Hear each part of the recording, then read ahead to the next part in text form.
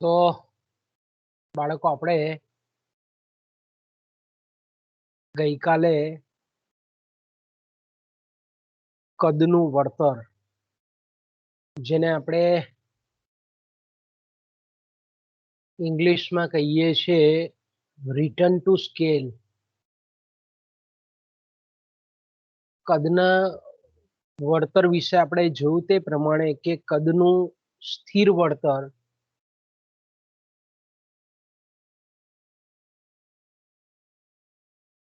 કદનું વધતું વળતર અને કદનું ઘટતું વળતર,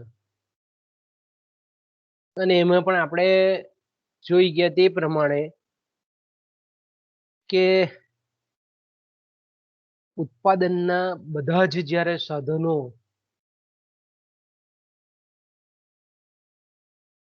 જે પ્રમાણમાં વધારવામાં આવે છે ત્યારે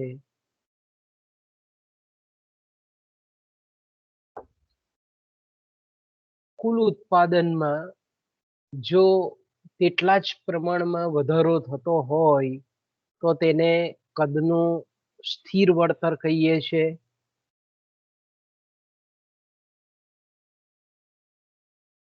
ત્યાર પછી આપણે કદનું વધતું વળતર પણ ગઈકાલે જોઈ ગયા કે કદનું વધતું વળતર એટલે ઉત્પાદનના સાધનોના પ્રમાણમાં જે દરે વધારો કરવામાં આવે છે એના કરતા ઉત્પાદનમાં જ્યારે સવિશેષ વધારો થતો હોય તો તેને આપણે કદનું વધતું વળતર અથવા તો ઇંગ્લિશમાં એને આપણે કહીએ છીએ ઇન્ક્રીઝિંગ રિટર્ન ટુ સ્કેલ તરીકે એને આપણે ઓળખીએ છીએ.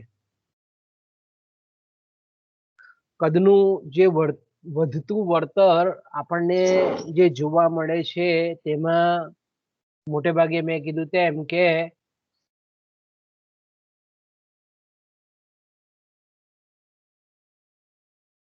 સાધનોની જે અવિભાજ્યતા છે અને સાથે સાથે આપણે એમ કહીએ કે સ્થિર સાધનો અને અસ્થિર સાધનોનું સુયોગ્ય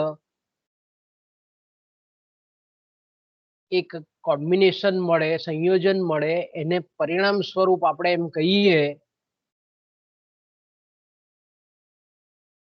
કે શ્રમ વિભાજન અને વિશિષ્ટીકરણના જે લાભો છે એ એકમને મળે છે. એટલે આપણે એમ કહીએ કે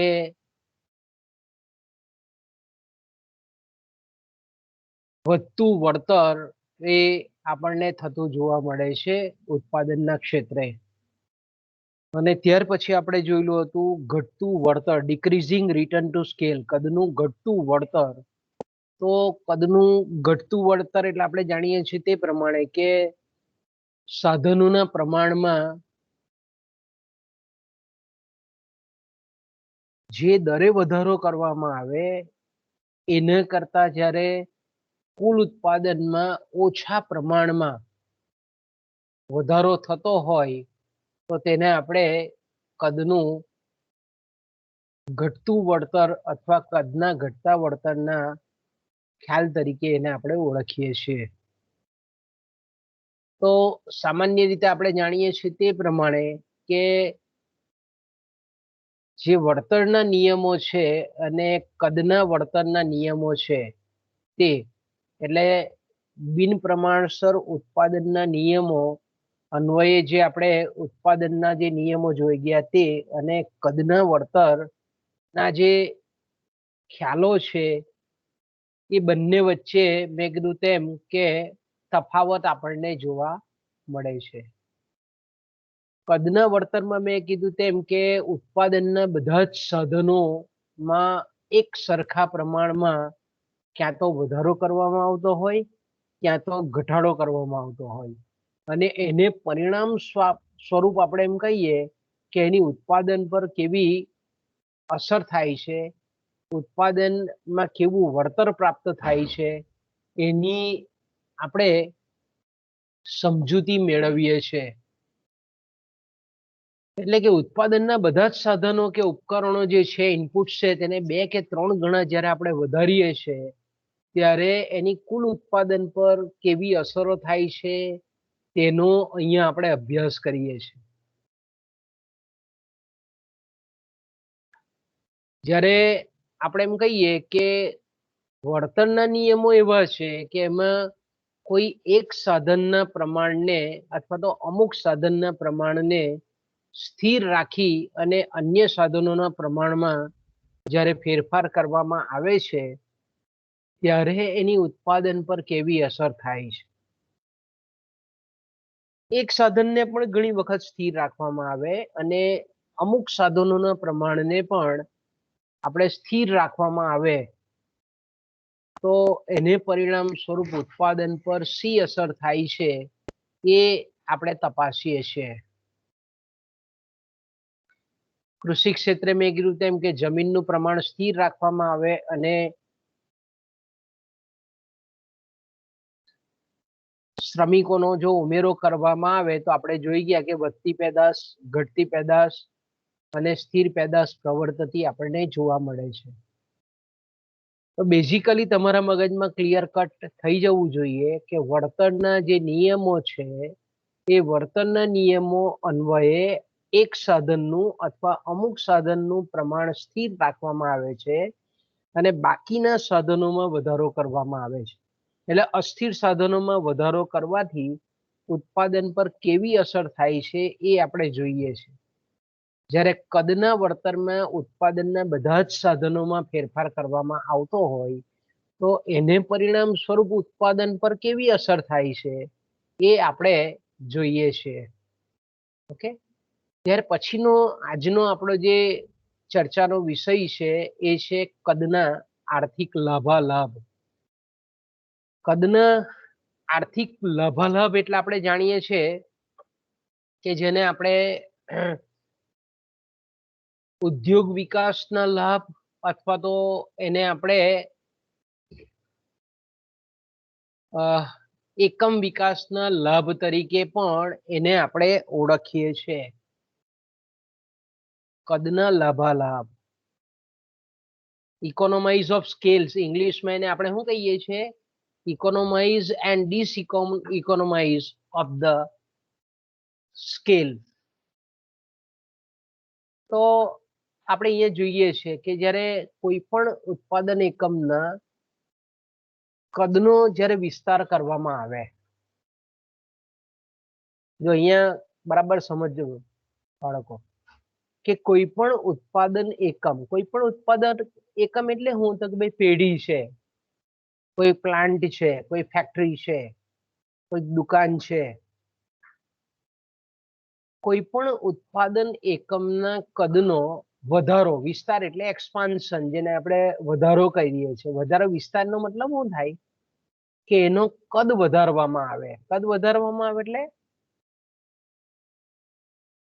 ઉત્પાદનના જે સાધનોનું એણે જે રોકાણ કરેલું છે એમાં વધારો કરવામાં આવે.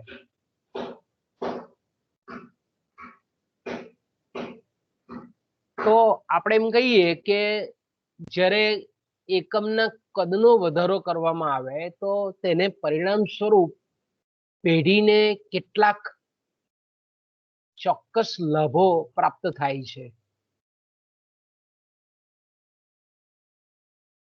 અને એ લાભો એવા હોય છે કે જે પેઢીના એકમ દીઠ ખર્ચને, પેઢીનો જે વસ્તુ બનાવે છે એના સરેરાશ ખર્ચને એ ઘટાડો કરે છે. કોઈ પણ ઉત્પાદન એકમના કદનો એટલે આપણે કહીએ તો બીજા અર્થમાં ઉત્પાદન શક્તિ કહીએ એટલે સ્થિર સાધનોનું અસ્થિર સાધનોનું પ્રમાણ જ્યારે વધારવામાં આવે છે તો તેને પરિણામ સ્વરૂપ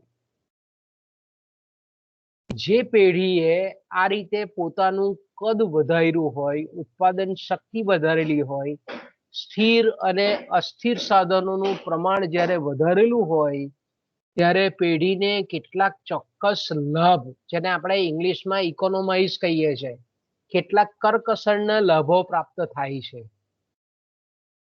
તો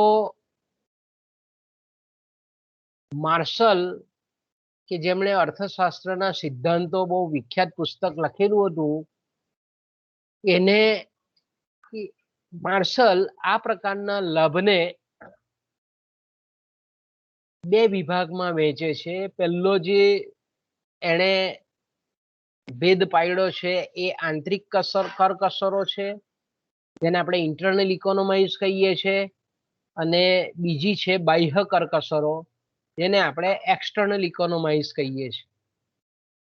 આંતરિક કરકસરોને એકમ વિકાસના લાભ તરીકે પણ ઓળખીએ છીએ અને બાહ્ય કરકસરોને ઉદ્યોગ વિકાસના લાભો તરીકે પણ ઓળખીએ છીએ. તો આંતરિક કરકસરો એટલે પેઢીના કદનું પેઢીની જે ઉત્પાદન શક્તિ છે તેના કદનો વિસ્તાર થવાથી પેઢીને કેટલા લાભ થાય છે એની આપણે સમજ મેળવીએ છીએ.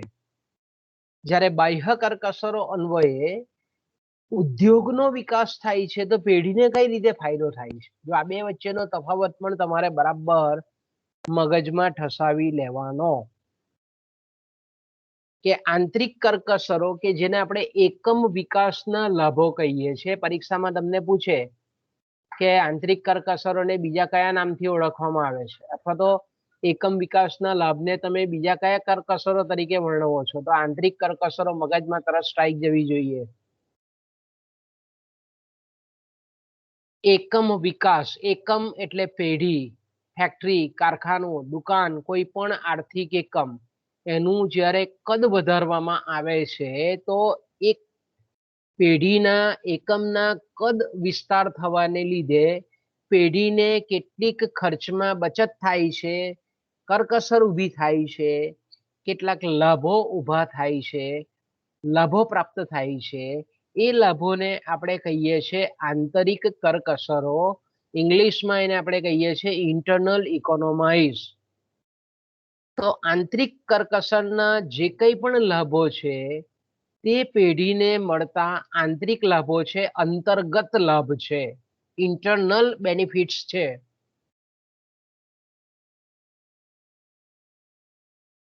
તો આવા કયા કયા લાભ છે તેની આપણે ચર્ચા કરવાની છે. એટલે આપણે એમ કહીએ કે પરીક્ષામાં 100% ટૂંકનોંધ પૂછાય એ ટાઈપની ટૂંકનોંધ છે આ. લાંબો પ્રશ્ન પણ કોઈક પેપર સેટર એવો હોય તો પૂછી શકે તમને કે એકમ વિકાસના અને ઉદ્યોગ વિકાસના લાભોની વિગતે ચર્ચા કરો, અથવા એકમ વિકાસના લાભ કોને કહેવાય, આંતરિક કરકસર કોને કહેવાય, આંતરિક કરકસરના લાભો અને ગેરલાભોની વિગતે સમજૂતી આપો, કદના લાભાલાભ કોને કહેવાય,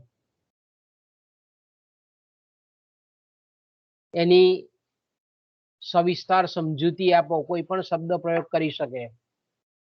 તો ટૂંકમાં આપણે એમ કહીએ કે એકમ વિકાસના લાભ એટલે પેઢીની કક્ષાએ મોટા પાયા પર ઉત્પાદન કરવાથી પ્રાપ્ત થતા લાભ ને આપણે આંતરિક કરકસરના લાભો કહીએ છીએ.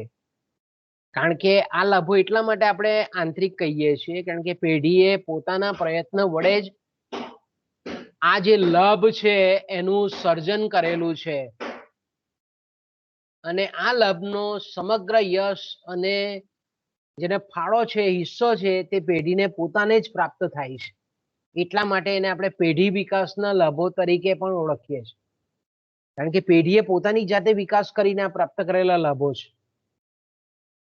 દાખલા તરીકે એક સિમ્પલ ઉદાહરણ આપું કે કોઈક વસ્તુ દાખલા તરીકે આપણે હીરો હોન્ડા કંપની છે, બરાબર. હવે હીરો હોન્ડા કંપનીએ આપણે એમ કહીએ કે પહેલા હીરો હોન્ડા કંપનીનું પહેલું મોડલ CD100 બહાર પાડેલું, બરાબર, પહેલું મોડલ. એનું કોઈ પણ કંપની તમે લઈ શકો છો. એમણે એક બાઇક પાડેલું જેનું નામ CD100 હતું, એ બહુ સફળ ગયું, લોકો એની બહુ માંગ કરી બજારમાં. ઓકે, કે ભાઈ આ બાઇક એ કિંમતના પ્રમાણમાં સારી એવરેજ આપતું હતું, પછી આપણે એમ કહીએ કે મેન્ટેનન્સ ઓછો માંગતું હતું, લોકોને ગમી ગઈ બજારમાં એ વસ્તુ. એ Hero Honda company, Hero company ભારતની છે, હોન્ડા કંપની જાપાનની છે, બે કોલાબરેટ કંપનીએ આ બનાવેલી પ્રોડક્ટ હતી. ઓકે, પછી આપણે જાણીએ છીએ તે પ્રમાણે કે એમણે બીજું મૂક્યું, સ્પ્લેન્ડર મૂક્યું, પછી ત્રીજું સ્લીક મૂક્યું, ચોથું મોડલ બીજું મૂક્યું, કોઈ આ રીતે આપણે એમ કહીએ કે આજે આપણે જોઈએ છે તો હીરો હોન્ડા કંપની ઘણી મોટી ભારતની એક કંપની તરીકે સ્થાપિત થઈ ગઈ. તો હવે હમણાં આપણે જ્યારે એને પહેલા પોતાનું જ્યારે પહેલું પ્રોડક્ટ મૂકી, પહેલી વસ્તુ મૂકી ત્યારે એના પ્લાન્ટનું કદ ખૂબ નાનું હતું. પછી ધીરે ધીરે એનું વેચાણ વધ્યું, એની માંગ વધી, એટલે હવે ઉત્પાદન વધારવાની શક્યતા થઈ. એટલે એક પ્લાન્ટ નાખ્યો, એ પ્લાન્ટનું વિસ્તરણ કર્યું, એક જ જગ્યાનો પ્લાન્ટ કદાચ પહોંચી નહીં વળાય એટલે બીજી જગ્યા નવો પ્લાન્ટ સ્થાપ્યો.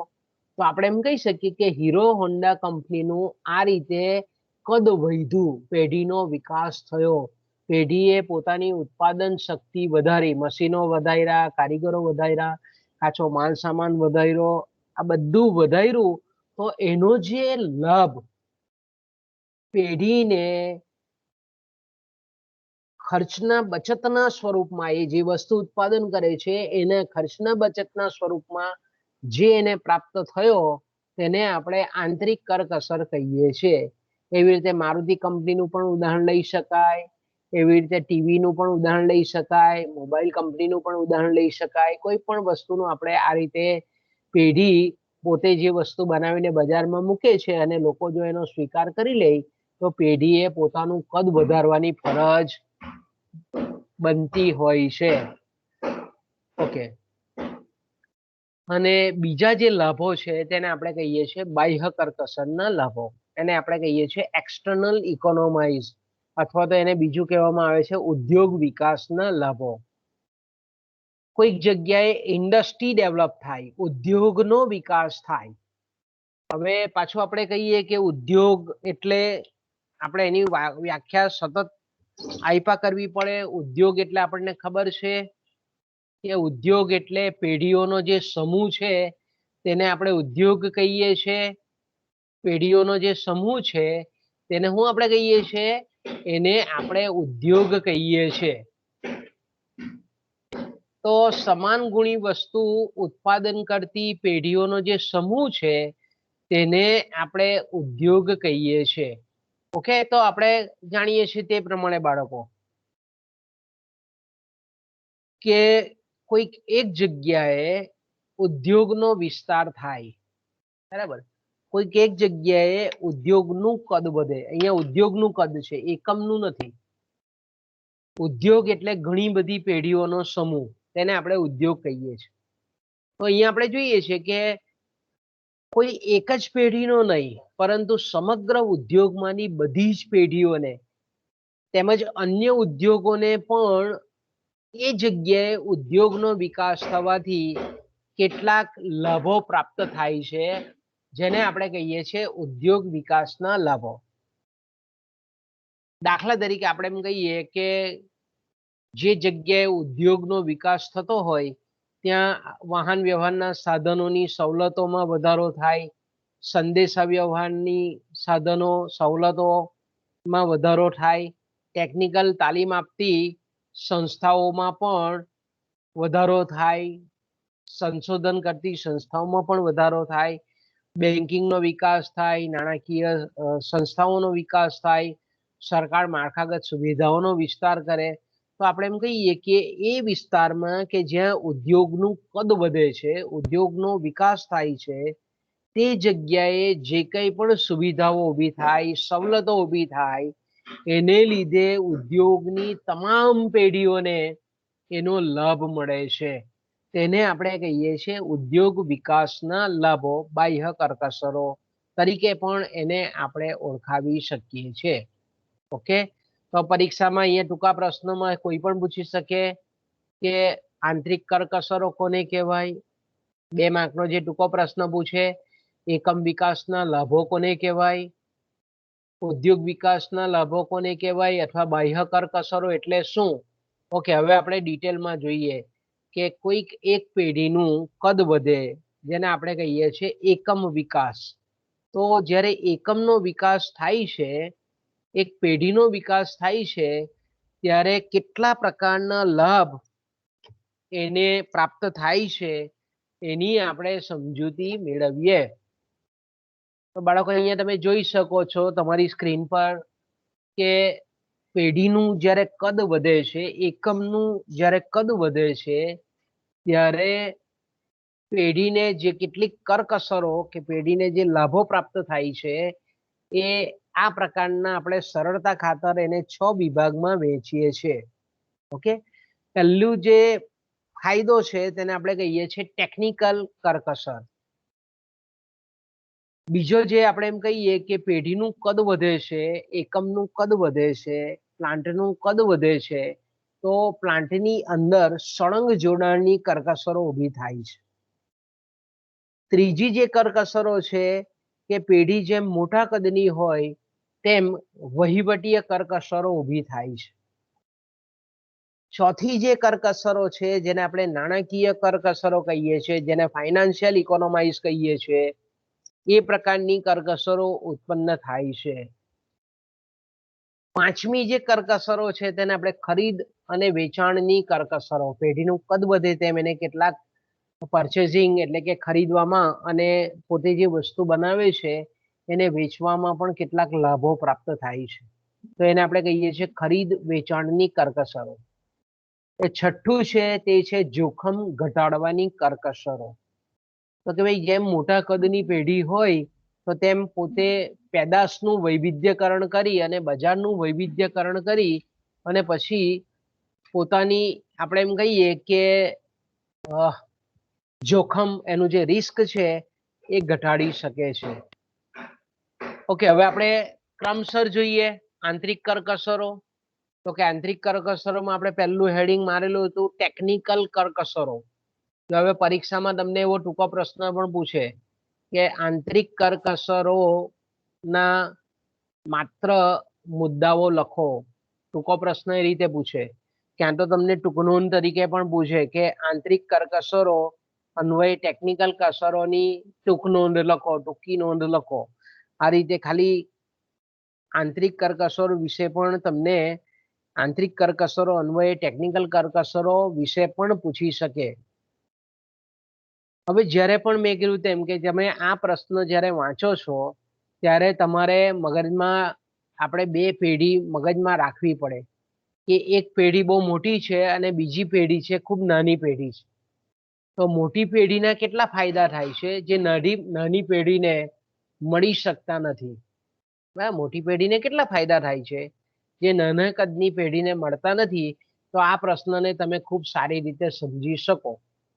ઓકે, તો આપણે જોઈ શકીએ છીએ કે પહેલું જે આપણે એમ કહીએ કે ટેકનિકલ કરકસરો કે ભાઈ પેઢીનું કદ જેમ વધે તેમ આપણે જોઈ શકીએ છીએ કે પેઢીને કેટલાક યાંત્રિક ફાયદાઓ થાય, ટેકનિકલ કરકસરો ઊભી થાય.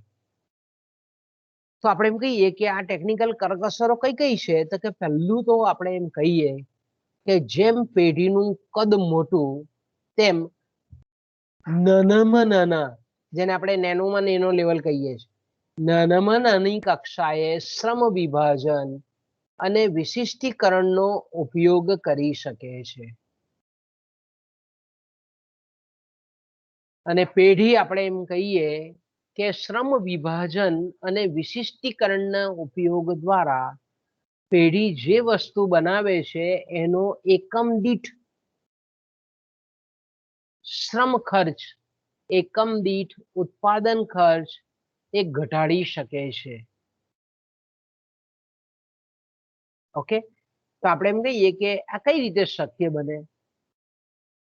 તો દાખલા તરીકે આપણે એમ કહીએ કે મોટી મોટી તમે નવરા પડો ત્યારે જોજો આપણે યુટ્યુબ પર મારુતિ કંપનીનો પ્લાન્ટ જોજો કે હીરો હોન્ડા કંપનીનો કે હોન્ડા કંપનીનો પ્લાન્ટ જોજો તમે, કે પછી કોઈ પણ કાર બનાવતી કંપનીનો પ્લાન્ટ જોજો.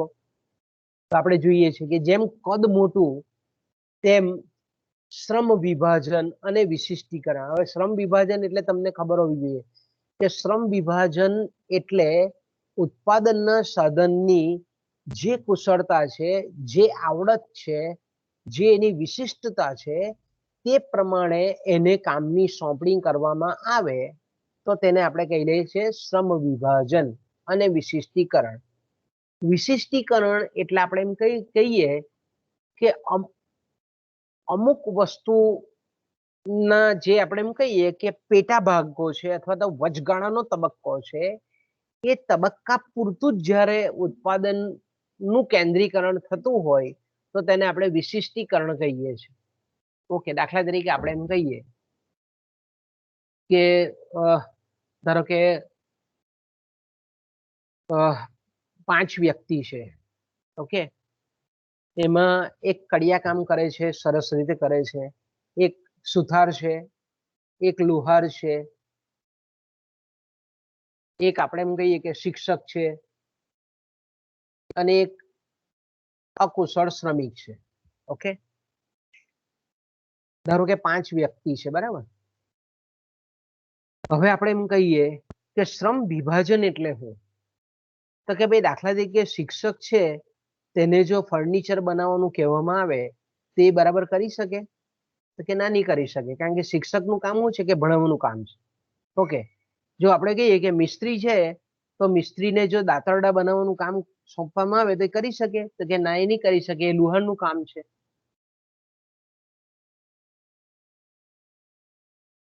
તો આપણે એમ કહી શકીએ કે જેનામાં જે આવડત છે એને એ જ કામ જો સોંપવામાં આવે તો ઓછા સમયે, ઓછા ખર્ચે સારામાં સારું શ્રેષ્ઠ કામ કરી શકે. હવે આપણે જોઈએ છીએ, આપણે રોડ પર નીકળીએ છીએ ત્યારે આપણને ખબર છે કે નાની દુકાન હોય તો એક જ માણસ બધું કામ કરતો હોય. એ જ દુકાનના ગલ્લા પર બી બેઠેલો હોય, એ જ પડીકા બી વાળી આપતો હોય, એ જ બજારમાં પણ જતો હોય, એ જ વ્યક્તિ બેંકમાં પણ જતો હોય. પણ જો આપણે મોટી દુકાન હોય તો આપણે જોઈ શકીએ છીએ કે દરેક વિભાગમાં દરેક અલગ અલગ વ્યક્તિ આપણને જોવા મળે.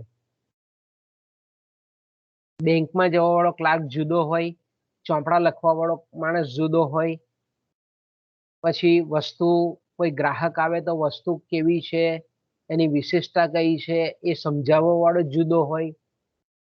ગ્રાહકે આપણે એમ કહીએ કે ચેકથી પેમેન્ટ કરેલું હોય તો બેંકમાં પૈસા ભરવા વાળો જુદો હોય. તો આપણે એમ કહી શકીએ કે આને આપણે શ્રમ વિભાજન કહીએ છીએ, વિશિષ્ટીકરણ કહીએ છીએ. જેને જે પ્રકારનું, તો આપણે એમ કહીએ કે જેમ પેઢીનું કદ મોટું, એટલે આપણે મોટી મોટી કંપનીઓમાં જઈએ તો આપણને ખબર પડે કે ભાઈ ત્યાં ફાઇનાન્સ વિભાગ જુદો હોય, પેકિંગ વિભાગ જુદો હોય, પ્રોડક્શન વિભાગ જુદો હોય, સેલિંગ વિભાગ જુદો હોય. પછી આપણે એમ કહીએ કે સ્ટોર કીપર જુદા હોય, સુપરવાઇઝર જુદા હોય, ટર્નર જુદા હોય, ફિટર જુદા હોય, ઇલેક્ટ્રિશિયન જુદા હોય.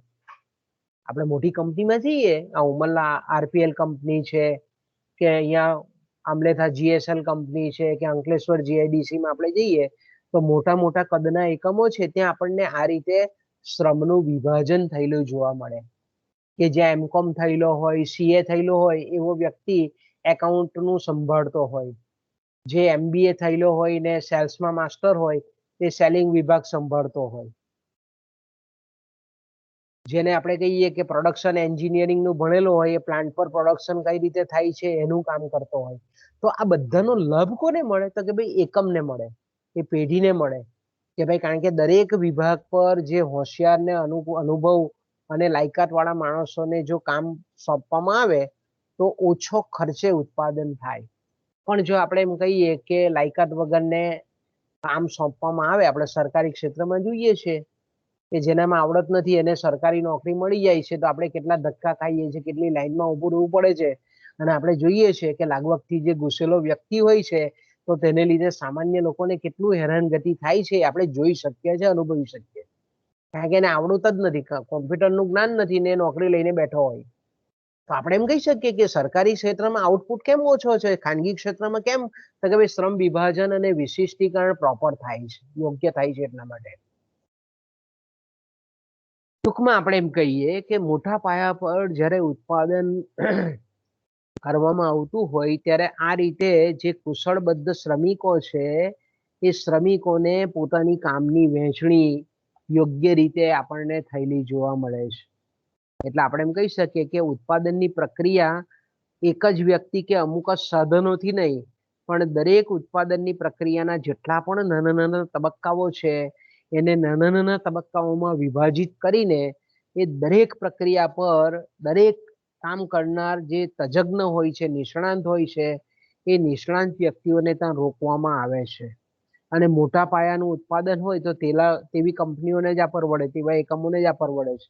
એટલે આપણે એમ કહી શકીએ કે આવા મોટા કદનું એકમ હોય તો નાની નાની પ્રક્રિયા માટેના મશીનો પણ એ સહેલાઈથી વસાવી શકે છે. તો આપણે એમ કહીએ કે એકની એક જ પ્રક્રિયા પર એક જ વ્યક્તિએ, કુશળ વ્યક્તિએ કામ કરવાનું હોય તો સ્વાભાવિક છે કે શ્રમિકની ઉત્પાદકતા પણ વધે અને પરિણામ સ્વરૂપ આપણે એમ કહીએ કે ઉત્પાદનની પ્રક્રિયામાં અને ઉત્પાદનની પદ્ધતિમાં નવા ને નવા સંશોધન શક્ય બને. એટલે આપણે એમ કહી શકીએ કે શ્રમ વિભાજન અને વિશિષ્ટીકરણને પરિણામે એક તો ઉત્પાદન ગુણવત્તાયુક્ત બને, સારું બને, સસ્તું બને અને વિપુલ પ્રમાણમાં ઉત્પાદન થાય છે. તો આ પહેલી ટેકનિકલ કરકસર કે ટેકનિકલ કરકસર અન્વયે જેમ પેઢીનું કદ મોટું તેમ સૂક્ષ્મ લેવલે નાનામાં નાની પ્રક્રિયામાં શ્રમ વિભાજન અને વિશિષ્ટીકરણ કરી શકાય છે.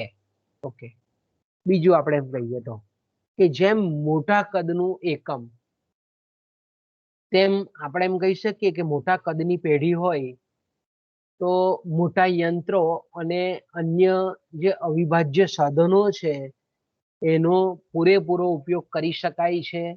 પૂરેપૂરો આપણે એમ કહીએ કે એનો લાભ એ મોટા યંત્રમાંથી લઈ શકાય છે.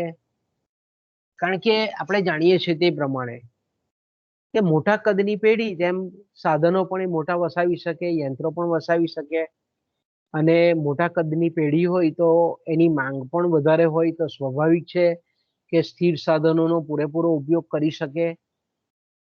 ઓછી માંગ હોય અથવા તો ઓછા ઉત્પાદનની આવશ્યકતા હોય તો સ્થિર સાધનોનો યોગ્ય ઉપયોગ કરી શકે નહીં. પણ જ્યારે પેઢીનું કદ મોટું હોય અને મોટા મોટા સાધનો કે મશીનો વસાવેલા હોય તો આપણે એમ કહી શકીએ કે એ સ્થિર સાધનો પર વધારે ઉત્પાદન કરી વિશાળ પ્રમાણમાં ઉત્પાદન કરવામાં આવતું હોય છે.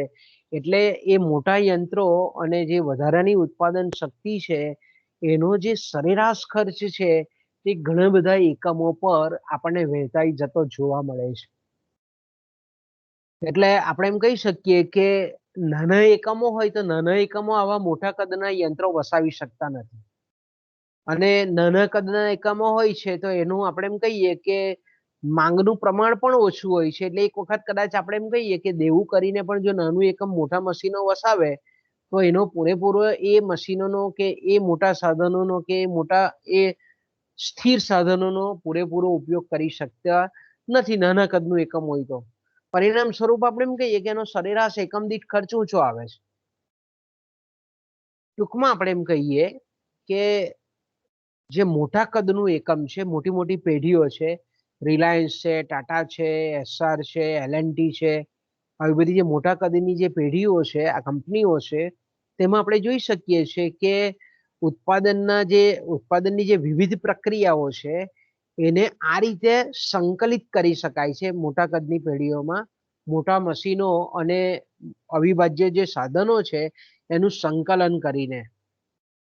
એટલે આપણે જોઈ શકીએ છીએ કે મોટા જે કદના ટ્રક બનાવતા એકમો છે કે કાર બનાવતા એકમો છે તો એમાં આપણે જોઈ શકીએ છીએ કે એક જ પ્લાન્ટની અંદર એક જ આપણે એમ કહીએ કે પેઢીની અંદર વસ્તુની આખી બોડી બને, એન્જિન બને, એન્જિનના છૂટા ભાગો બને, એનું એસેમ્બલિંગ થાય.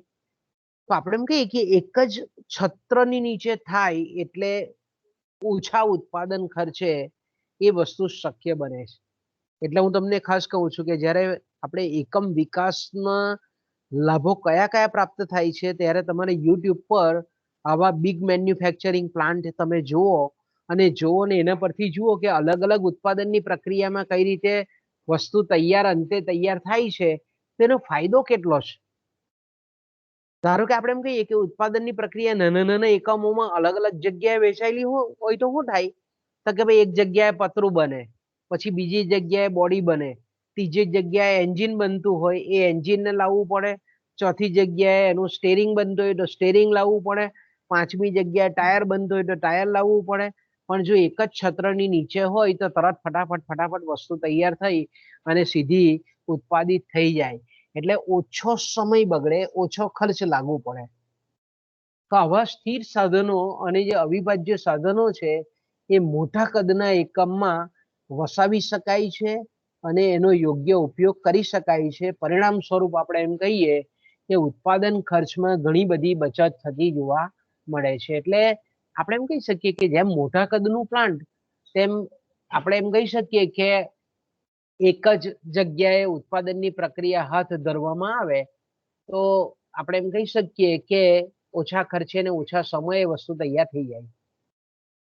જો મેં કીધું તેમ કે જુદી જુદી પ્રક્રિયાઓ જો જુદા જુદા સ્થળે નાની નાની પેઢીઓ વડે અલગ અલગ રીતે જો કરવામાં આવે તો જે ઉત્પાદનના સાધનો છે એનો આપણને સ્પષ્ટ રીતે બગાડ થતો હોય એવું દેખાય છે. તો બગાડ થાય એટલે ઉત્પાદન ખર્ચ વધે, એટલે લોકો પાસે એ વસ્તુ કેવી આવે, ખર્ચાળ આવે, મોંઘી આવે. આપણે એમ કહીએ ને કે ભાઈ ચીનની વસ્તુ કેમ સસ્તી, તો કે ભાઈ એના મોટા મોટા જાયન્ટ પ્લાન્ટો છે, વિશ્વના મોટામાં મોટા પ્લાન્ટો આપણને એ જગ્યાએ જોવા મળે છે અને પરિણામ સ્વરૂપ આપણે એમ કહીએ કે આ બધા લાભો એ ચીનને ઉત્પાદન ખર્ચમાં મળે છે. એટલે આપણે એમ કહી શકીએ કે વિશ્વની બધી જ કંપનીઓને ચીન હંફાવે છે.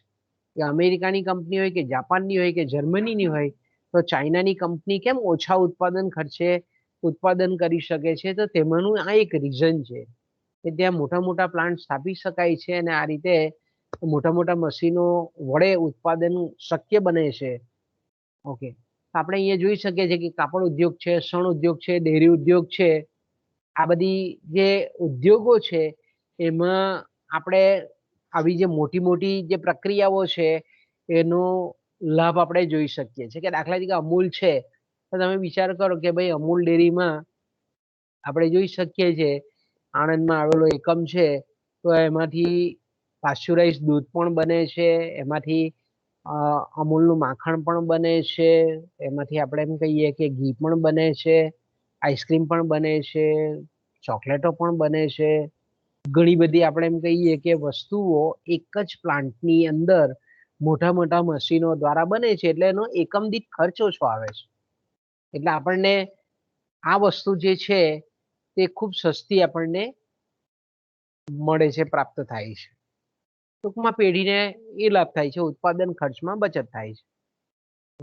બીજું આપણે જાણીએ છીએ તે પ્રમાણે કે જેમ પેઢીનું કદ મોટું તેમ એની જે આડ પેદાશો છે અથવા તો જે વસ્તુ ઉત્પાદનની પ્રક્રિયામાં બગડતી હોય, બગાડ નીકળતો હોય, વેસ્ટ નીકળતો હોય એનો પણ ઉપયોગ કરી શકાય છે.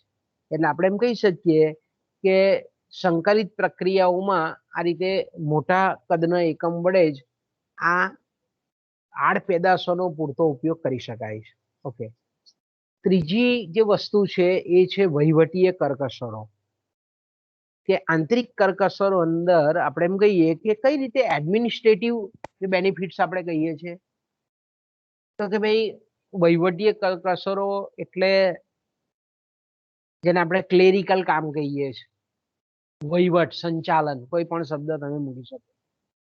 તો કે મોટા કદનું એકમ હોય, મેં કીધું તેમ નાના કદની દુકાનો આપણે જોઈએ છે, નાના કદના એકમો જોઈએ છે કે ભાઈ એક જ વ્યક્તિ બેંકમાં પણ જતો હોય, બજારમાં પણ જતો હોય, કાચો માલ લેવા પણ જતો હોય, તૈયાર વેચાણ બી કરતો એ જ હોય, તે એક જ વ્યક્તિ કરતો હોય તો આપણે જાણીએ છીએ કે કાર્યક્ષમ સંચાલન થતું નથી. પણ જ્યારે મોટા કદનું એકમ હોય ત્યારે અલગ અલગ વિભાગો અને અલગ અલગ જે ખાતાઓ છે, અલગ અલગ ડિપાર્ટમેન્ટ છે, એ ખાતાઓના કાર્યદક્ષ સંચાલન માટે નિષ્ણાંત અનુભવી વ્યક્તિઓ, લાયકાતવાળી વ્યક્તિઓની સેવાઓ મેળવી શકાય છે. એટલે મોટા કદનું એકમ હોય તો ખરીદ વિભાગ જુદો હોય, વેચાણ વિભાગ જુદો હોય, ઉત્પાદન વિભાગ જુદો હોય, હિસાબ કિતાબનો વિભાગ જુદો હોય, નાણાકીય વિભાગ જુદો હોય, કર્મચારી સંચાલન વિભાગ જુદો હોય, પેકિંગ વિભાગ જુદો હોય, જાહેરાત વિભાગ જુદો હોય. બધા જ આપણે એમ કહીએ કે અલગ અલગ ડિપાર્ટમેન્ટ હોય તો દરેક વિભાગ માટે આપણે એમ કહીએ કે અલગ નિષ્ણાંત તાલીમ પામેલા શ્રમિકોની, વ્યક્તિઓની નિમણૂક કરી શકાય છે. પરિણામ સ્વરૂપ જે વસ્તુ ઉત્પાદિત થાય છે એકમમાં, મોટા કદના એકમમાં, એની ગુણવત્તા યોગ્ય હોય અને ખર્ચમાં કરકસર થતા હોય છે. તો આપણે એમ કહીએ કે આ નાના એકમને આ બધું આર્થિક રીતે પોસાતું નથી, પણ મોટા કદના એકમમાં આપણે એમ કહીએ કે આ પોસાય છે, એટલે એના લાભ મોટા કદના એકમને મળે છે, નાના કદના એકમને મળતા નથી. ઓકે, ચોથો જે લાભ છે તેને આપણે ખરીદ વેચાણની કરકસરો કહીએ છીએ કે ભાઈ જેમ આપણે એમ કહીએ કે પેઢીનું કદ મોટું હોય તેમ એને કેટલીક ખરીદીની બાબતમાં, ખરીદી એટલે આપણે એમ કહીએ કે કોઈ પણ એકમ હોય તો એ જે વસ્તુ તૈયાર કરતો હોય તો એ વસ્તુનો કાચો માલ, જેને આપણે રો મટીરિયલ કહીએ છીએ, બહારથી ખરીદવું પડે. તો આપણે કહીએ કે સિમ્પલી છે કે બે દાખલા તરીકે આપણે એકદમ સિમ્પલ સમજાય ઉદાહરણ લઈએ કે દાખલા તરીકે આપણે બજારમાં ધારો કે જઈએ છે અને આપણે બટાકા લઈએ છીએ 2 કિલો લઈએ છીએ, તો 2 કિલો આપણને કિલોના 20 રૂપિયા પ્રમાણે 40 રૂપિયા મળે. ઓકે, પણ દાખલા તરીકે બટાકાની વેફર બનાવતો કોઈક માલિક જાય ખરીદી કરવા અને એને બટાકા જોઈતા હોય, બરાબર, એ વેફર બનાવે છે, એનો ધંધો જ વેફર બનાવવાનો છે બટાકાની. હવે એને દરરોજના 20 મણ બટાકા જોઈએ છે, તો આપણે એક વ્યક્તિ તરીકે આપણે વપરાશ કેટલો છે, આપણો 2 કિલો છે, પણ મોટો જે દુકાનદાર છે એને દરરોજના 20 મણ બટાકાની જરૂર પડે છે. તો વેચનાર શું કે આપણે 2 કિલો લેવા જઈએ તો કિલો 20 રૂપિયા પ્રમાણે આપે, પણ વેફર બનાવવા વાળો એની પાસે જાય તો શું કે 5 રૂપિયા પ્રમાણે આપે, 5 રૂપિયા કિલો પ્રમાણે ઉઠાવો, ચાલો 20 મણ, દરરોજના 20 મણ, 5 રૂપિયા કિલો પ્રમાણે એને આપે, આપણને 20 રૂપિયા કિલો પ્રમાણે આપે. તો આવા જે મોટા કદના એકમો છે તે જ્યારે વસ્તુ ખરીદે છે ત્યારે ખરીદવામાં પણ એને કેટલીક કરકસરો ઊભી થાય છે, કરકસરો પ્રાપ્ત થાય છે.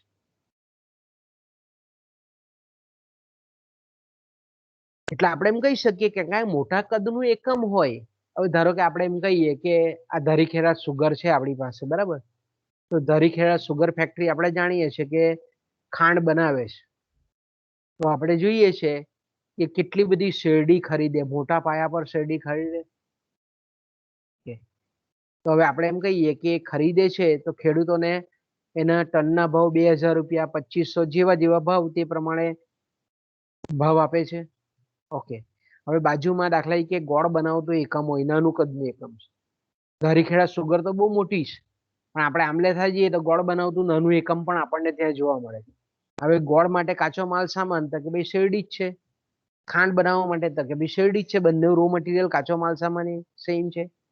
તો પેલાને આપણે એમ કહીએ કે જે ગોળ બનાવે છે તેને ટન દીઠ 3000 રૂપિયા કાચો માલ પડે. કેમ? કારણ કે એની ક્વોન્ટિટી ઓછી છે, એની ખરીદી ઓછી છે, જથ્થાબંધ નથી. જ્યારે સુગર ફેક્ટરી છે તો બહુ મોટા પ્રમાણમાં ખરીદી કરતી હોય તો તેને ઓછા ખર્ચે શેરડી મળી જાય.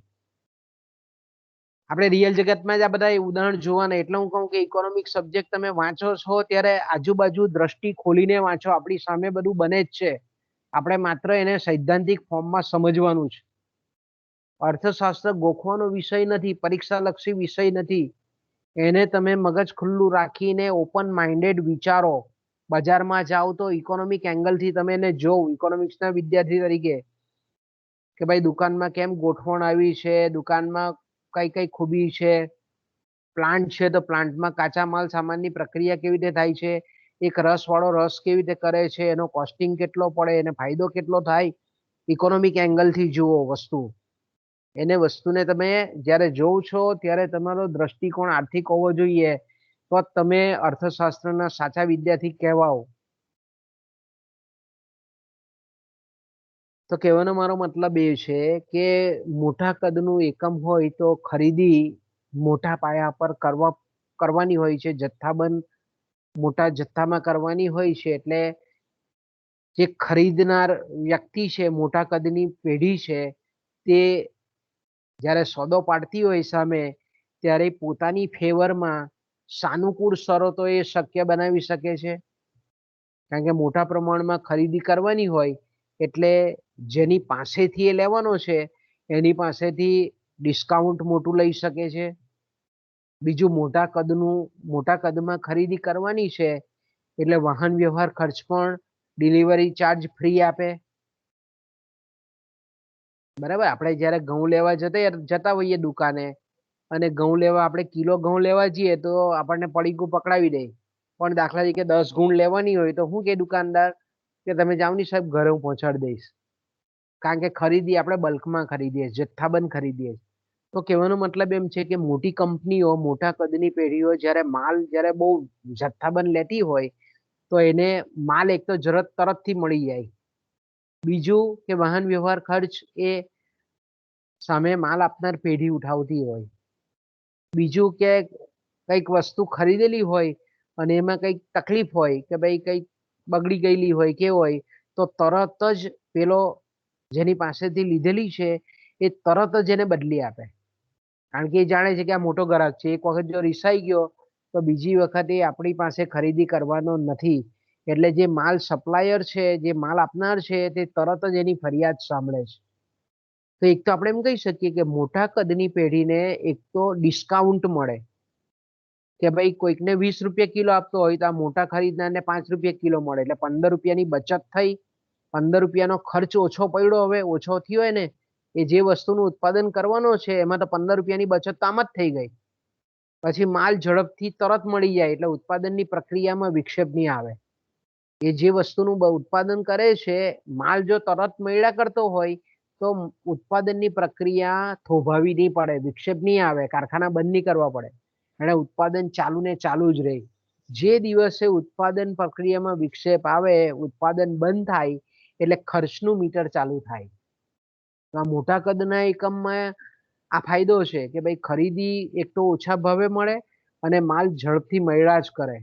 એના જે પુરવઠાકારો છે, જે સપ્લાયરો છે, એ સીધો માલ મોકલા જ કરે. એટલે આપણે એમ કહીએ કે ઉત્પાદનની પ્રક્રિયામાં વિક્ષેપ નહીં આવે એટલે ઉત્પાદનની પ્રક્રિયા ખોટકાય નહીં, ઉત્પાદનની પ્રક્રિયા ખોટકાય નહીં એટલે ખર્ચ ઊંચો નહીં આવે, નીચો જાય. એ જ રીતે આપણે એમ કહી શકીએ કે આ રીતે કોઈક માલની ફરિયાદ હોય, કાચા માલ અંગેની ફરિયાદ હોય તો તરત એનો નિકાલ થઈ જાય. બાકી નાના કદનું એકમ હોય તો નાના કદના એકમે ઓછી ખરીદી કરેલી હોય તો પેલો જવાબ બી નહીં આપે કે ભાઈ તમે 2 કિલો તું લઈ ગયેલો, છોડની હવે નાખી દેજે ને ભાઈ. ત્યારે મોટા કદનું એકમ હોય તો તરત જ પેલો રિસ્પોન્સ આપે કે હા લાવો લાવો સાહેબ, બદલી આપીશ તમને. ઓકે, એ જ રીતે આપણે એમ કહીએ કે મોટા કદની પેઢી હોય તો જે જગ્યાએથી કાચો માલ લાવવાનો હોય અથવા તો આપણે એમ કહીએ કે બજારમાં મોકલવાનો હોય તો ટ્રાન્સપોર્ટ કંપની જે વાહનો પૂરા પાડે છે એ પણ શું કરે છે, ઓછા, કારણ કે એને ખબર છે કે આ મોટા કદની પેઢી છે એટલે મારો ધંધો કાયમ માટે ચાલવાનો છે, એટલે મારા ટેમ્પાની કે મારી ટ્રકની દરરોજ આને જરૂર પડવાની છે, એટલે મારું તંત્ર પણ ચાલ્યા કરે. એટલે ટ્રાન્સપોર્ટ કંપનીના માલિકો શું કરે, આવી મોટા કદની પેઢી હોય તો તેની સાથે કિલોમીટર દીઠ ભાડાના દર પણ ઘટાડી આપે. સામાન્ય માણસો કે સામાન્ય નાના કદની પેઢી હોય તો દાખલા તરીકે એની પાસે કિલોમીટરના 10 રૂપિયા લેતો હોય, આવી મોટા કદની પેઢી પાસે કિલોમીટરના 4 રૂપિયાથી કામ લઈ લે કે ભાઈ કઈ નહીં, ચાલો હું તમારે જે વાહન જોઈતું હોય તો હું મોકલી આપીશ, કિલોમીટર પ્રમાણે 4 રૂપિયા પ્રમાણે મને આપી દેજો. તો આપણે એમ કહી શકીએ કે આમાં પણ બચત થાય ને મોટા કદની પેઢી હોય તો આ બી ફાયદો થાય કે વાહન વ્યવહારના સાધનો ટ્રાન્સપોર્ટ કંપનીઓ પાસેથી ઓછા ભાડા દરે એ મેળવી શકે છે. એ જ પ્રમાણે મેં કીધું તેમ કે હવે આ તો ખરીદીની વાત કરીએ આપણે. હવે વસ્તુ પેઢીની અંદર મોટા કદની પેઢી વસ્તુ તૈયાર કરે છે તો આપણે એમ કહી શકીએ કે વેચાણના પણ લાભ છે ને. તો કે વેચાણના કઈ રીતે લાભ છે તો મોટા પાયા પર ઉત્પાદન થાય છે, બરાબર. હવે મોટા પાયા પર ઉત્પાદન થાય છે એટલે જેને આપણે સેલિંગ એક્સપોર્ટ કહીએ છીએ, એક્સપર્ટ કહીએ છીએ એકદમ. વેચાણ માટેના નિષ્ણાંત તજજ્ઞો, વેચાણ માટેના આપણે એમ કહીએ કે અનુભવી મેનેજરો, જેને વર્ષોનો અનુભવ હોય, બજારની જે તરહ છે, બજાર કેવું વર્તશે, ગ્રાહકોની જે અભિરુચિ છે એનાથી આ બધા અમુક નિષ્ણાંત વ્યક્તિઓ બહુ વાકેફ હોય. એને ખબર છે કે આ વસ્તુ જો બજારમાં મૂકવામાં આવશે તો ગ્રાહકો તરત એની માંગ કરવાના છે. તો હવે કેટલાક વેચાણ નિષ્ણાંતો હોય છે. હવે એ નિષ્ણાંતો જે છે તે લોકરુચિનો અભ્યાસ કરે છે. એ બજારથી બહુ બહુ બહુ તૈયાર છે, બહુ અનુભવ હોય વર્ષોનો. એના એટલા બધા અભ્યાસ હોય બજાર પ્રત્યે કે ભાઈ લોકોની વર્તણૂક કેવી છે, લોકો કઈ વસ્તુની માંગ કરે છે, કઈ કિંમતે કરે છે, કઈ ગુણવત્તાની ઈચ્છે છે. તો આવા વેચાણ નિષ્ણાંતો મોટા કદની પેઢી રાખી શકે છે. એટલે આપણે એમ કહીએ કે રિલાયન્સ છે, ટાટા છે, બિરલા છે, એલ&ટી છે, અલ્ટ્રાટેક છે, આ બધી કંપનીઓ છે ને તે આવા બધા બહુ લાખો લાખો કરોડો કરોડો રૂપિયાના પગારો ચૂકવીને આવા નિષ્ણાંતો રાખે છે. અને પછી આપણે એમ કહીએ કે લોકો શું ઈચ્છે છે એ પ્રકારની વસ્તુ પેઢી પાસે ઉત્પન્ન બી કરાવે, અને પેઢીએ કોઈ પણ ઉત્પન્ન કરેલી વસ્તુ છે તે લોકો સુધી પહોંચાડવાનું કામ પણ આ વેચાણ નિષ્ણાંતો કરે છે. તો આપણે એમ કહી શકીએ કે આવા અનુભવી વ્યક્તિઓનો લાભ મોટા કદની પેઢીને મળે છે. નાના કદની પેઢીને પોસાતું નથી, કારણ કે આ નિષ્ણાંતોના આપણે એમ કહીએ કે વેતન દરો ખૂબ ઊંચા હોય છે. તો જેમ પેઢીનું કદ મોટું તેમ આવી સેલિંગ એક્સપર્ટની રાય લઈ શકે છે, એની કન્સલ્ટન્સી કરી શકે છે, એને કામ પર રાખી શકે છે. બીજું આપણે એમ કહીએ કે મોટા કદની પેઢીઓ હોય એટલે જાહેરાત ખર્ચ પણ કરી શકે છે. જાહેરાત ખર્ચ કરે છે એટલે આપણે જોઈએ છે મોટી મોટી કંપનીઓની જાહેરાત સતત આવે છે, કારણ કે નાના કદની પેઢીની કોઈ દિવસ આપણે જાહેરાત નહીં જોઈએ. તમે બજારમાં જાઓ તો આપણા કોઈ લોકલ કોઈ કરિયાણા સ્ટોર વાળાની કોઈ જાહેરાત જોઈએ આપણે ટીવી પર આવતા કે એના પર? મોટી મોટી કંપનીઓની જાહેરાત આવે આપણને. કેમ? તો કે ભાઈ એ લોકો જે વિજ્ઞાપન ખર્ચ ઉઠાવે છે, કારણ કે એનું વિશાળ ઉત્પાદન હોય, એનું વિશાળ વેચાણ હોય, તો એના પર એકમ દીઠ જે સરેરાશ વિજ્ઞાપન ખર્ચ કહીએ છે તે ઓછો આવે છે, કારણ કે એનું માર્કેટ બહુ મોટું હોય, એનો બજાર વિસ્તાર બહુ મોટો હોય. તો તેવા સંજોગોમાં આપણે એમ કહીએ કે જાહેરાત ખર્ચ જે છે, સરેરાશ ખર્ચ, એ એનો જાહેરાત સરેરાશ ખર્ચ છે તે ઓછો આવે, એટલે જાહેરાત આપવાનું પરવડે બી છે જ. એટલે આપણે ટીવી પર જોઈએ છે તો આ બધી કંપનીઓ જે બોલું છું તેની સતત આપણને જાહેરાત જોવા મળે છે, કારણ કે મોટા કદની પેઢી છે એટલે ગ્રાહક વર્ગ બહુ વિશાળ છે, એટલે વિજ્ઞાપન ખર્ચ એનો બહુ ઘણા મોટા ગ્રાહક વર્ગ પર વેચાઈ જતો હોય છે. ઓકે. પછી આપણે એમ કહીએ કે વેચાણની બાબતમાં એ પણ તમે વિચારી શકો કે જ્યારે મોટા કદ પર આપણે કહીએ કે ખાસ કરીને આપણે એમ કહીએ કે મોટા પાયા પર જ્યારે ઉત્પાદન કોઈ પેઢી કરતી હોય ત્યારે વેચાણની બાબતમાં પણ એ સાનુકૂળ શરતો એ સોદા કરી શકતી હોય છે. તો આપણે એક આપણે એમ કહીએ કે ફાયદો છે એનો. ઓકે. ત્યાર પછી આપણે જાણીએ છીએ તે પ્રમાણે કે ખરીદ વેચાણની કરકસરો જોયા પછી પાંચમી જે કરકસરો છે તેને આપણે નાણાકીય કરકસરો કહીએ છીએ. ઓકે. તો નાણાકીય કરકસરો એટલે આપણે એમ કહી શકીએ કે મોટા કદની પેઢી હોય તો સ્વાભાવિક છે કે એનો આર્થિક બેઝ જે છે, એની આર્થિક સંપત્તિ છે, એની અસ્કયામતો છે તે વધારે વિશાળ હોય. કારણ કે આપણે જોઈએ મોટી મોટી કંપની હોય તો એની પાસે બહુ મોટો પ્લાન્ટ હોય, 500 થી 1000 માણસો કામ કરતા હોય, 500 થી 1000 મશીનો હોય, ઘણા બધા લાખો કરોડો રૂપિયાનું ટર્નઓવર કરતું હોય, પછી શેર બજારમાં એના શેર હોય, એ જ રીતે એની બેંકોમાં ડિપોઝિટ હોય. તો એની ભૌતિક અસ્કયામતની સાથે સાથે નાણાકીય અસ્કયામતો પણ બહુ વિશાળ હોય. તો આપણે એમ કહી શકીએ કે જ્યારે પણ એને નાણાંની જરૂરિયાત પડે, કારણ કે ધંધો કરનાર વ્યક્તિ છે તેને સ્વાભાવિક છે કે પોતાનો ધંધો ચલાવવો હોય તો નાણાંની મૂડીની આવશ્યકતા હોય. કોઈ પણ હોય કંપની, રિલાયન્સ કંપની ગમે તેટલી મોટી હોય કે ટાટા કંપની ગમે તેટલી મોટી હોય, પણ એની જે જરૂરિયાતો છે એની સામે એના સાધનો હંમેશા ટૂંકા પડતા હોય છે. તો એ લોકો પણ શું કરે છે? એ લોકો બજારમાંથી પૈસા લે છે. નાણાકીય સંસ્થાઓ છે તેની પાસેથી ધિરાણ લે છે, બેંકો પાસેથી ધિરાણ લે છે, આઈસીઆઈસીઆઈ છે, એચડીએફસી છે, આઈએફસીઆઈ છે, આઈડીબીઆઈ છે, આ બધી જે સંસ્થાઓ છે, સ્મોલ સ્કેલ ઇન્ડસ્ટ્રીયલ બેંક છે, આ બધી બેંકો પાસેથી શું કરે છે? નાણાં લે છે. તો મોટા કદની પેઢી હોય તો આપણે એમ કહી શકીએ કે બહુ સરળતાપૂર્વક અને પોતાની અનુકૂળ શરતોએ ધિરાણ મેળવી શકે છે. સાનુકૂળ શરતોએ એ ધિરાણ મેળવી શકે છે. કારણ કે નાણાં બજારમાં જઈએ, હવે દાખલા તરીકે આપણે લોન લેવા જઈએ અને રિલાયન્સ કંપનીના મુકેશ અંબાણી લોન લેવા જઈએ, એમાં જમીન આસમાનનો ફેર હોય. આપણને કોઈ ઊભું બી નહીં રાખે ત્યાં બેંકોમાં કે નાણાકીય સંસ્થામાં. ત્યારે મુકેશ અંબાણી હોય તો એના માટે સ્પેશિયલ ગાડી લેવા મોકલે બેંક વાળા કે ભાઈ સાહેબને લઈ આવ, એને લોન આપવાની છે આપણે. બીજું, આપણને વ્યાજનો દર ઊંચો કે આવી કંપની હોય તો એને આપણને જો 10% વ્યાજનો દર કહેતા હોય તો મોટી કંપની હોય તો એને 6% બી વ્યાજે ધિરાણ આપી દે. એની છાપ વધારે છે, એની પ્રતિષ્ઠા વધારે છે, એની શાખ વધારે છે. તો આપણે એમ કહી શકીએ કે નાણાં બજારમાં સામાન્ય રીતે આવી જે મોટા કદની પેઢીઓ છે એની શાખ કેવી છે, એની પ્રતિષ્ઠા કેવી છે, એની ક્રેડિટ કેવી છે, તો કે ભાઈ ઊંચી છે. એટલે આપણે એમ કહીએ કે ઊંચી ક્રેડિટ ધરાવે છે એટલે સરળતાથી એ ધિરાણ લઈ શકે છે. એ જ રીતે આપણે એમ કહીએ કે એને અન્ય સ્ત્રોતોથી પણ મૂડી સાધનો આરામથી ઉપલબ્ધ થાય છે. મોટા કદની પેઢી હોય તો શેર બજારમાં પોતાના કંપનીના નામના શેર પણ બહાર પાડી શકે છે. ડિબેન્ચર એક નાણાકીય સાધન છે, કદાચ તમે પહેલી વખત નામ સાંભળ્યું હોય. ડિબેન્ચર એ શેર જેવું જ છે, પણ શેર અને ડિબેન્ચર વચ્ચેનો મતલબ એવો છે કે ડિબેન્ચરમાં વ્યાજ ચૂકવવું એના રોકાણકર્તાને ફરજિયાત હોય છે, જ્યારે શેર પર જો કંપનીને નફો થાય તો ડિવિડન્ડ ચૂકવે અને ખોટ જાય તો ડિવિડન્ડ ચૂકવે નહીં. આપણે એમ કહીએ કે ડિબેન્ચર એ પણ એક જાતની જામીનગીરી છે. અને જ્યારે ડિપોઝિટ કે ભાઈ બજારમાં કોઈક એવી સ્કીમ મૂકે, બોન્ડ મૂકે, અન્ય જામીનગીરીઓ મૂકે, ડિપોઝિટ મૂકે, તો એના દ્વારા સરળતાથી મોટા કદની પેઢી નાણાં એકત્ર કરી શકે છે. કારણ કે મોટા કદની પેઢીની જે ધિરાણ પાત્રતા છે તે હંમેશા ઊંચી અંકાય છે.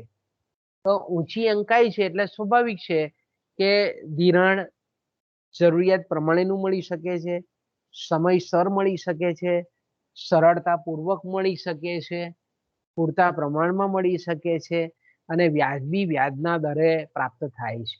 આ બધાનો ફાયદો થાય. આ બધાનો આપણે એમ કહીએ કે ફાયદો થાય ને કે ભાઈ સરળતાથી ધિરાણ મળી રહેતું હોય એટલે ઉત્પાદનની પ્રક્રિયા વિક્ષેપ નહીં આવે, એકમ દીઠ ખર્ચ ઓછો થાય કારણ કે વ્યાજ ખર્ચ ઓછો હોય. તો આ બધા જ જે લાભો છે તેને આપણે આંતરિક કરકસર કહીએ છીએ. એને આપણે એકમ વિકાસ કે જેમ પેઢીનું કદ મોટું તેમ આ લાભો એને પ્રાપ્ત થાય છે. ટૂંકમાં આપણે એમ કહીએ કે મોટા કદનું જે એકમ છે, ઉત્પાદન કરતી પેઢી છે, એની જે આબરૂ છે, પ્રતિષ્ઠા છે, ઇજ્જત છે, એ ઊંચી આંકવામાં આવતી હોય છે. અને મૂડી જે સંસ્થાઓ કે બેંકો જે ઉછીની આપે છે, આવી પેઢીઓને સદ્ધર ગણવામાં આવે છે. અને એવું નહીં, એને લાંબા ગાળાનું ધિરાણ પણ કરે છે, 20 વર્ષ, 30 વર્ષ, કારણ કે એની શાખ પાત્રતા ઓછી છે. એટલે લાંબા ગાળાના ધિરાણ પણ 30 વર્ષ માટે લોન જોઈતી તો આવી કંપનીને મળી જાય. આપણે લેવા જઈએ તો આપણને મળે નહીં, કારણ કે આપણા પર બેંકોને વિશ્વાસ નહીં હતો.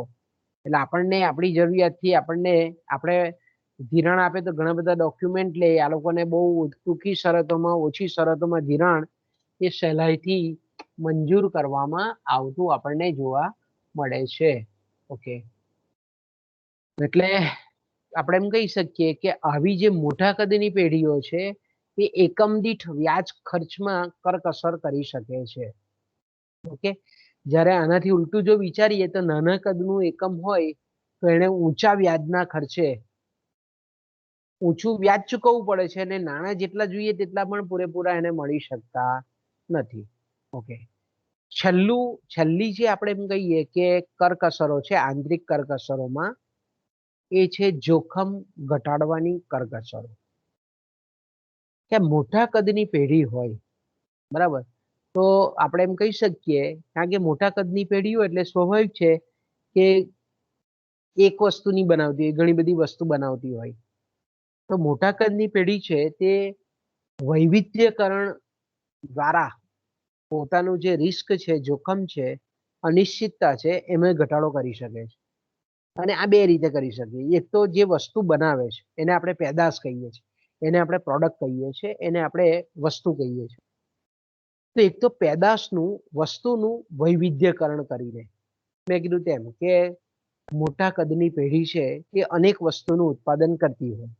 બરાબર, દાખલા તરીકે ટાટા કંપની છે તો ટાટા કંપની તમે જુઓ તો ટાટા કંપની મીઠું પણ બનાવે છે, ટાટા કંપની કાર પણ બનાવે છે, ટાટા સ્કાય આપણે જોઈ શકીએ છીએ કે ઘરોમાં ટેલિવિઝન એટલે કે ચેનલો દેખાડવાની સુવિધા પણ કરે છે. ટાટા કંપની ટ્રક પણ બનાવે છે. ટાટા કંપની આ સિવાયની અસંખ્ય વસ્તુઓ બનાવે છે. હવે મોટા કદની પેઢી છે એટલે દાખલા તરીકે કોઈક એક વસ્તુમાં ખોટ જાય, બરાબર, દાખલા તરીકે કારણ કે બધી વસ્તુ પેઢી જે બનાવે છે તે દરેક વસ્તુ ધારો કે સક્સેસ જાય એવું નથી. અમુક વસ્તુ એવી પણ છે કે માર્કેટમાં નહીં ચાલે તો એ વસ્તુના ઉત્પાદનમાં એને ખોટ જાય. તો ઉત્પાદનમાં ખોટ જાય પણ બીજી વસ્તુ એવી હોય એની કે એનું સેલિંગ જબરજસ્ત હોય, એનામાંથી પ્રાપ્ત થતો નફો બરાબર હોય. તો આપણે એમ કહીએ કે એક વસ્તુમાં ખોટ જાય તો બીજી વસ્તુનું વેચાણ વધારીને વધારે નફો કમાઈને એ ખોટને સરભર કરી શકે. મોટા કદની પેઢી હોય તો, નાના કદની પેઢી હોય તો એ શક્ય નથી. ખોટ જતી હોય એક વસ્તુમાં તો એને સ્વીકારી લેવી પડે, કારણ કે એનું કદ જ નાનું છે એટલે વધારે વસ્તુનું ઉત્પાદન એને પોસાય એવું બી નથી, એ કરતી પણ નથી. તો તેવા સંજોગોમાં નાના કદના એકમને ખોટ જાય છે. મોટા કદને આપણે એમ કહીએ કે અન્ય પેદાશોમાં ઉત્પાદન વધારે નફો કમાઈને ખોટને સરભર કરી શકે છે. ઓકે, બીજું જે રિસ્ક છે, જોખમ છે, તે કઈ રીતે ઘટાડી શકે મોટા કદની પેઢી? તે કે મોટા કદની જે પેઢી છે તે પોતે જે વસ્તુ બનાવે છે એનું એક જ બજારમાં વેચાણ નહીં કરતી હોય, એના અનેક પ્રકારના અલગ અલગ બજારોમાં અને ઘણી વખત આપણે એમ કહીએ કે દૂર દૂરના બજારોમાં પણ વેચાણ કરી અને વેચાણ અંગેનું જોખમ એ ઘટાડી શકે. આપણે જોઈએ છે કે ભારતમાં મોટર કાર બનાવતી કંપની છે તો આખા ભારતમાં એનું વેચાણ કરે, કોઈ પણ રાજ્ય બાકી નથી. ઓકે, તો હવે દાખલા તરીકે એક રાજ્યમાં કે એક પ્રદેશમાં જો એનું વેચાણ નહીં થતું હોય તો બીજા રાજ્યો તો છે જ કે ત્યાં સક્સેસફુલ મોડલ હોય. એક જગ્યાએ કદાચ આપણે કહીએ નિષ્ફળ હોય એક બજારમાં, તો બીજા રાજ્યોમાં કે બીજા પ્રદેશોમાં ઇવન આપણે એમ કહીએ કે મોટા કદની પેઢી હોય તો પોતાની વસ્તુને નિકાસ પણ કરી શકે. તો આપણે જોઈ શકીએ છીએ કે ટાટાની ટ્રક આપણને પાકિસ્તાનમાં પણ ફરતી દેખાય, ટાટાની ટ્રક બાંગ્લાદેશમાં પણ જોવા મળે, શ્રીલંકામાં પણ જોવા મળે, બર્મામાં પણ જોવા મળે. તો શું છે, બજારનું વિસ્તરણ કરી શકે છે. દૂર દૂરના દેશોમાં કે દૂર દૂરના પ્રદેશોમાં પણ વેચાણ કરીને જોખમ ઘટાડી શકે છે. તો આપણે એમ કહી શકીએ કે આ રીતે બજારનું વૈવિધ્યકરણ કરીને પણ પોતાનો ખર્ચ છે, ખોટ છે તે ઘટાડી શકે છે. પરિણામ સ્વરૂપ આપણે એમ કહીએ કે આવી પેઢીની નફાકારકતા આપણને થોડી ઊંચી જોવા મળે છે. ઓકે, તો આના પછી આપણે આવતા પીરિયડમાં જોઈશું ઉદ્યોગ વિકાસના જે લાભો છે, બાહ્ય કરકસરો, એ આપણે આવતા પીરિયડમાં જોઈશું. બાળકો, અહીંયાથી આપણે અટકીએ.